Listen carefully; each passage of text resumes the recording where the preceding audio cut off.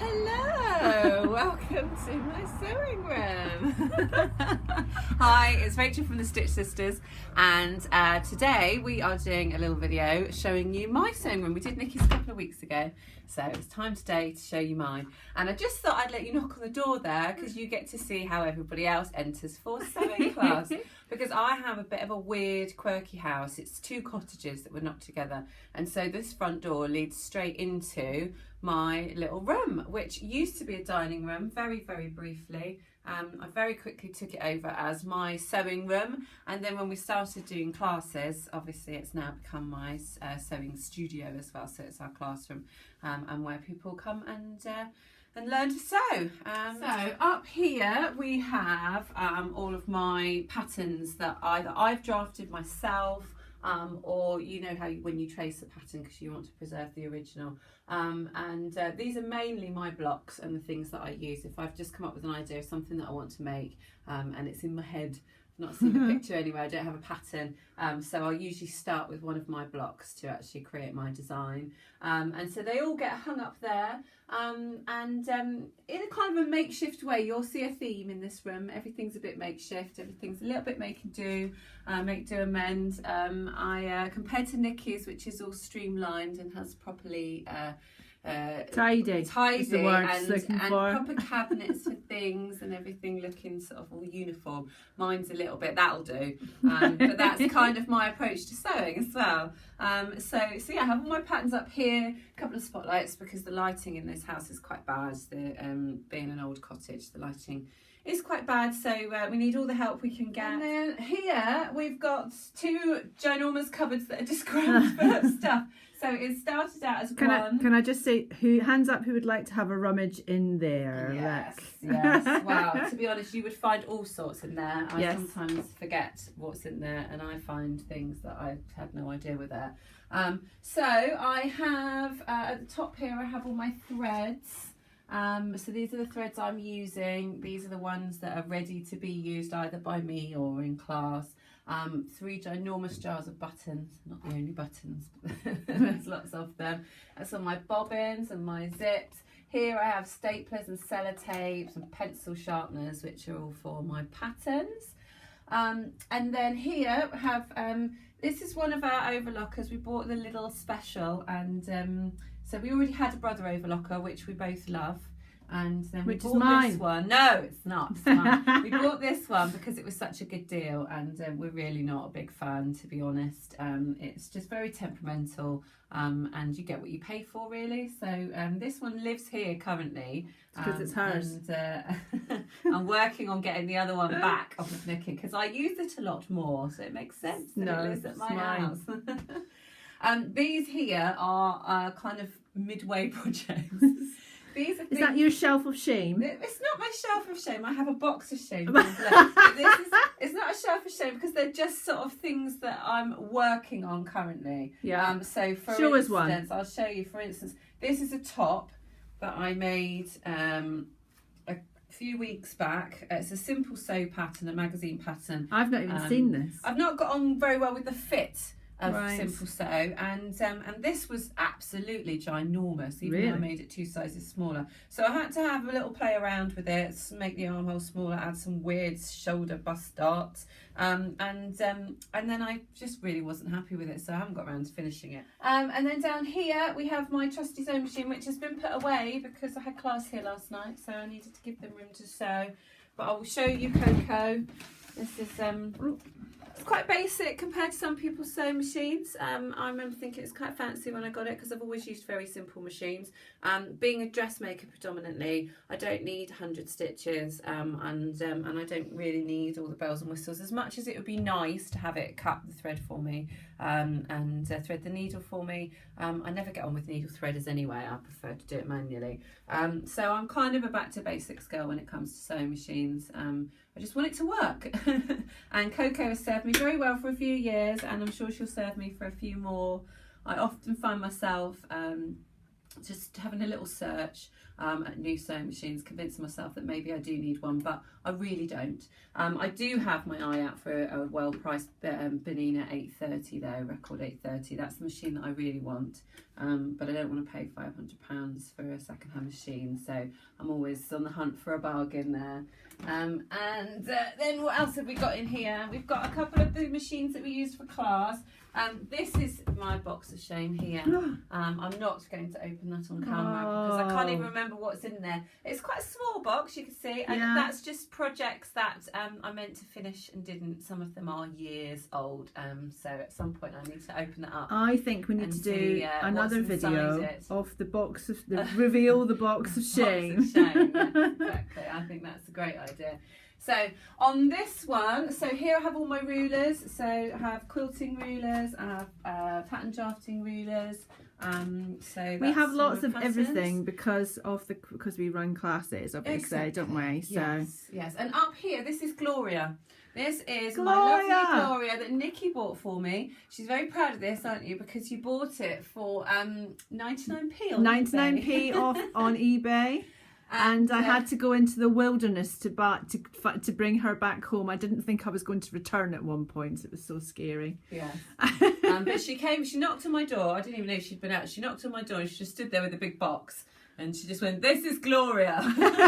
She said, on the way back in the car, she was telling me her name was Gloria. So that's Gloria. That's good. She's gorgeous. She's lovely. She's in a hand crank machine. She makes beautiful sound. But to be honest, I don't get as much time to play with her as I would like to. Up here I've got all my bits and bobs, so there's some boning, there's buttons, there's invisible zips, there's metal zips, there's normal zips, more buttons, sewing machine feet and accessories. These are not strange threads, but different threads, top stitching threads, shearing threads, invisible threads. Here we've got some crochet hooks, which I like to do every now and then.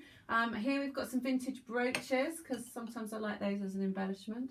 And then here we've got a flapper headband, which is obviously clearly completely normal thing to have in your should be in everyone's sewing room. Yeah, they have all sorts of wonderful things in here. Most of them are hidden. Up here I'm starting a collection of vintage Silco threads because I've seen this beautiful wreath that's made out of tape measures and Silco threads, which I want to make. And I've kindly had quite a lot of people donate them to me. I've got a lot more than the ones that are just shown here. But unfortunately not nearly enough. I thought I had enough, and I did plan to start making it around Christmas time. And then when I actually started putting it together, I realised that I probably had about a quarter of what I needed. So we'll have to start searching eBay. Exactly. And then pom-pom trim, obviously. Lots of pom-pom trim. And then these will just have bits and bobs in, ribbons, elastics, broderie anglaise and ric-rac and all sorts of lovely things. And then it's not always like this, but my fabric is quite well sorted at the moment. It is, look at it. So these are all my fat quarters, which, unlike Nikki, I don't have a basement full of hidden extra fabric. I do have a little unit that has the stuff that I know I'm not going to use anytime soon, but don't want to part with. So these are all fat quarters, and then here, these are all sort of either a metre or metre and a half. So perfect for a little top or something like that. And then under here, I have more sort of dressmaking fabrics. They're not in any order. I'll just come and zoom in, ladies, on the fabrics. We'll give you a little bit of time to have a good look. I think it's fair to say that when you look at my fabrics, it's pretty much the same as looking in my wardrobe. It's all a bit random. That's all right. And I'm constantly saying that I need to make more informed decisions and more basics and more plain colours. But you can see that it's really just a crazy assortment of prints. I think you'd find that most sewers have a crazy assortment of prints. Yes. Can I show you my favourites though? Let me just show you. Okay. Because the lovely Nikki, on her recent trip to Australia, me? bought me back this beautiful fabric because I'm a little bit obsessed with peacocks. So she bought me this beauty back here. And then I realised that it was from the same range as one of my lovely friends, Deb, had bought me this fabric. Whoa. Which is part of the same range. And then recently on our trip to Doughty's, I also then found this fabric, which again is part of the same range. So clearly there's some kind of project needs to happen here. Yes. And what I'm thinking is some sort of dressmaking project, but then the offcuts need to be used in a quilt or something. Or a bag like that, or something. Or a bag. So here is this little unit has all my sewing machine feet. Yes. And this is a giant pumpkin pin cushion, scissors, glue, all the usual stuff. There's an extensive collection of sewing magazines under there. And more fabric on the bottom. Hold Yeah, on. more fabric on the bottom. And they're just big pieces? Yeah, they're 2 metre pieces they are. So, Cool. yeah. Then coming over here, this is my little sort of ironing station. This is the lovely Gertie. Hello, my Gertie. mannequin's called Gertie, and this is the dress that I wore out the other night to celebrate my 40th with some of my lovely sewing friends.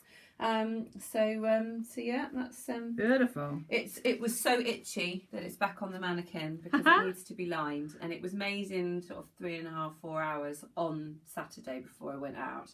And so I didn't worry about the fact that it was itchy. I just enjoyed wearing it, but for next time it definitely needs a lining. And then this is where I do my pressing. And then under here, this is Carson, we called him. He's very dusty. Hello, Dusty Carson. He has been in Pride of Place before, but as things get a little bit more cluttered in here, he tends to get shoved in the corner. So I need to move him out at some stage. These are just a pile of recent patterns that haven't quite made it back into their places yet. And then here I've got 2 very large boxes of scrap fabrics. So that's all that there. And then if you scan up to this shelf here, this was a recent addition just to give me a little bit more space. So this is where I've got all my books and my patterns. And I have so many patterns. I haven't counted them because that would scare you. It would scare me a little bit. Let me just show you this section here. These are my favourite books. So in case you were wondering, what really inspires me, I think this kind of sums it up here. So you've got a few vintage sewing books there. Famous Frocks are all of the dresses from, you know, sort of fashion icons like Jackie O and Audrey Hepburn, Marilyn Monroe. And then this Dress Patterns of the 20th Century is amazing. That's a book on pattern drafting, but with some really iconic designs. This lingerie design book was a Mother's Day present this year, so I'm planning on teaching myself how to make some lingerie later this year. Gertie is my favourite fashion or pattern author. I think she's brilliant. I just like the fact that she was doing something different when she first started, and even though it's become more popular now, she's still my go-to. And then here I've got my Vogue sewing book. This is my absolute Bible. Nikki bought this for me as a birthday present a couple of years ago, but it really is the Bible for me. If ever I'm not sure about anything, I turn to that, and then I'll find a solution in there somewhere. This book, somebody on Instagram recommended to me recently, and it's got so many beautiful little details. It's just pictures, but it just gives you little bits of inspiration. You think, oh, I'm going to put that on my trousers, or I'm going to do this little cuff or something like that. And then these beautiful Pattern Magic books, which I'd recommend to anyone. Another present from Nikki. She's very kind to me. They're just really inspirational. It's really pushing the boundaries of sort of standard shapes and that sort of thing, and making Japanese you think, theme. yeah, making you think a little bit differently about how you can work with fabric.